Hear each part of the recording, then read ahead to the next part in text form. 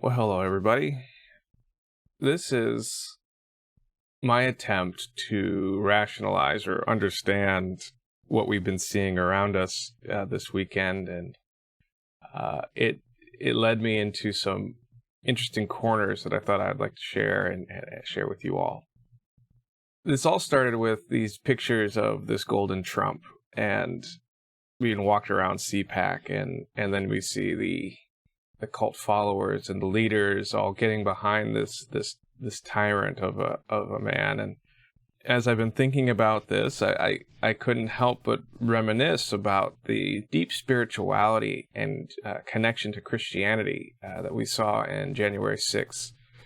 And we saw people using to be honest, some of my favorite songs to just before large groups stormed the Capitol building in a white privileged tantrum and attempted to do we don't know what. Some had plans but not very organized. Some were organized. We don't know what's going on. But this all leads me into a fascinating place where we see this obvious contradiction between what we would expect from Christianity and then the worship and following of Trump, of a man, of a leader.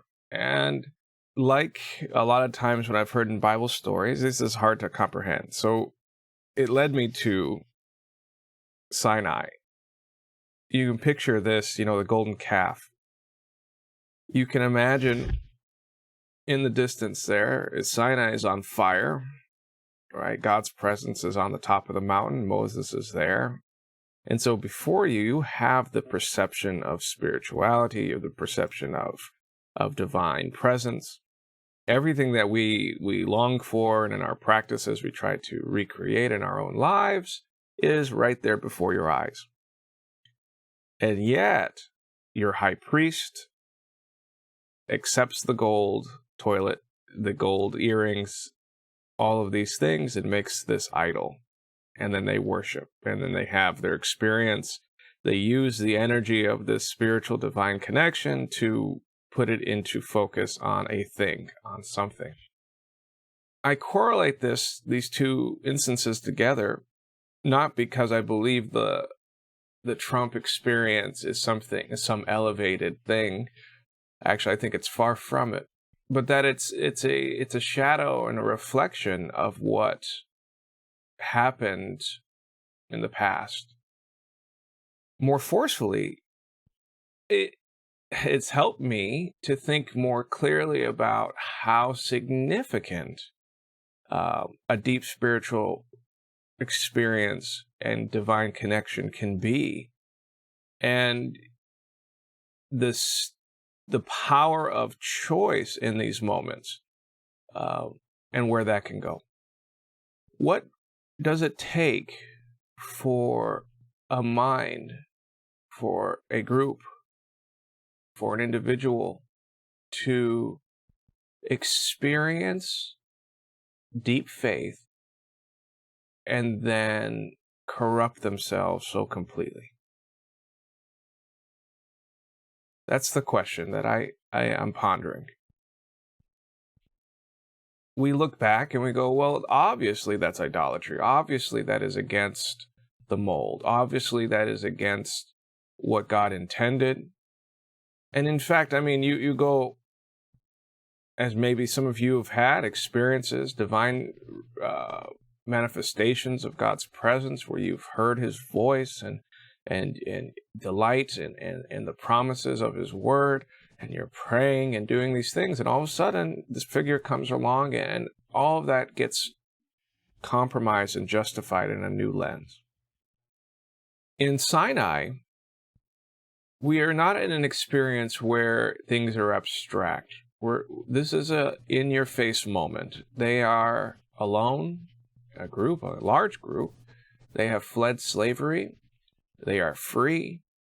They were freed through miraculous intervention by Yahweh. Yahweh countered the gods that they served in their whole generations, 450 years, 400 years. God counteracted all of them. Don't think for a moment that the Hebrew people were somehow monotheist or something. No, they served the Egyptian gods and the Canaanite gods. They were happy to mix and match to their taste, much like today. And so this reintroduction of the one true God is a bit of a shock. It is a bit of shock into the system, and it's contrary to the practices of their living.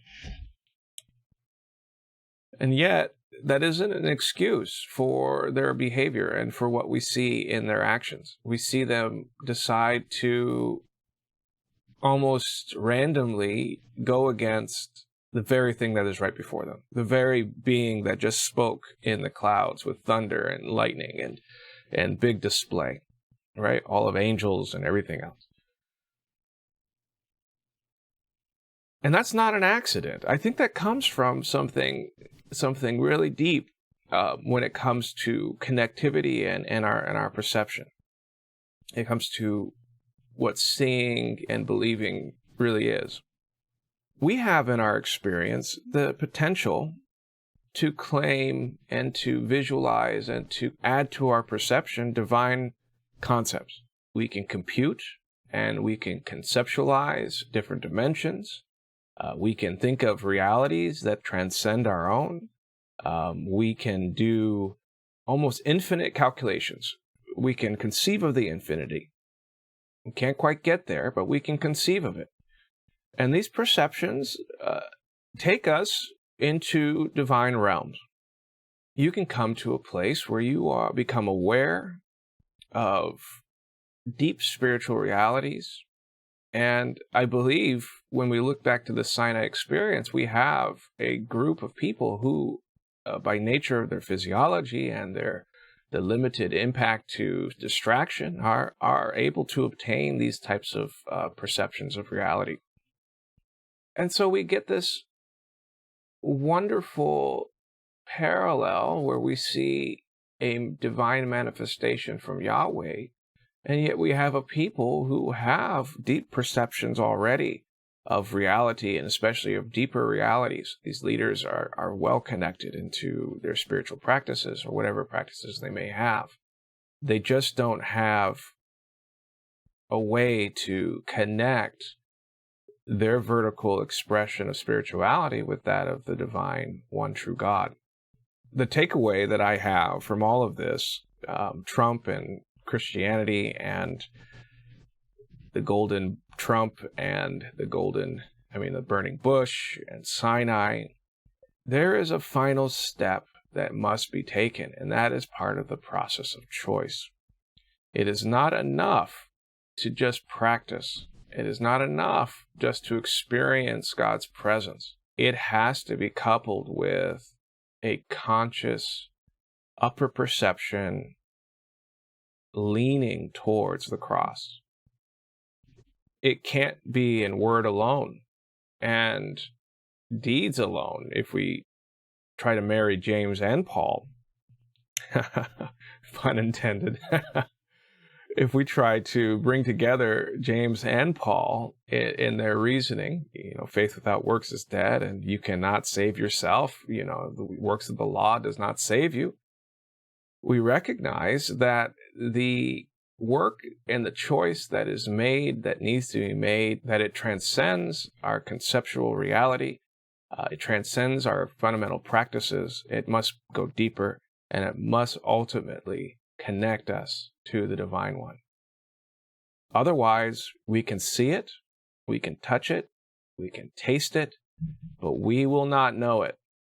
Even if it tastes good, we will not actually know it to the place to where we could abide in it, that we can be faithful to God in a way that is consistent with what we are being taught in the Scriptures. So that's Golden Trump, and that's the burning bush. What we see before us is just very simply a watered-down generational faith that has not been reliant upon God, and that's the easy solution. But in reality, it is a reflection of the Christian experience in total, where we have been able to tap into deep spirituality and practices And yet, because we have not done the fundamental work of aligning this deep spirituality to the presence of God, we find ourselves unable to control ourselves. Our leaders are leading us astray. We are after something else. And so why not set up a Goldentrump? All right. If you like this, subscribe, like, support. God bless you.